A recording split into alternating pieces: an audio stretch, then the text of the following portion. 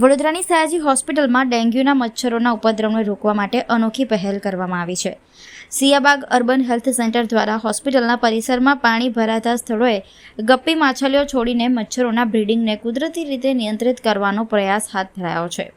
ચોમાસાની ઋતુમાં ડેન્ગ્યુના કેસોમાં વધારો થવાની શક્યતાને ધ્યાનમાં રાખીને સિયાબાગ અર્બન હેલ્થ સેન્ટર દ્વારા સયાજી હોસ્પિટલના કેમ્પસમાં વિશેષ અભિયાન હાથ ધરવામાં આવ્યું છે.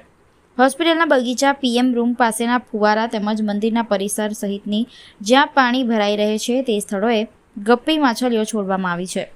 ગપ્પી માછલીઓ મચ્છરના ઈંડા અને પોરાને ખાઈ જાય છે, જેના કારણે ડેન્ગ્યુ ફેલાવતા મચ્છરોનું બ્રીડિંગ કુદરતી રીતે અટકે છે. ચોમાસા દરમિયાન મચ્છરોના નિયંત્રણ માટે આ પદ્ધતિ અસરકારક માનવામાં આવે છે. આ પહેલથી હોસ્પિટલ પરિસરમાં ડેન્ગ્યુના મચ્છરોનું પ્રમાણ ઘટાડવામાં મદદ મળશે તેવી આશા વ્યક્ત કરવામાં આવી રહી છે.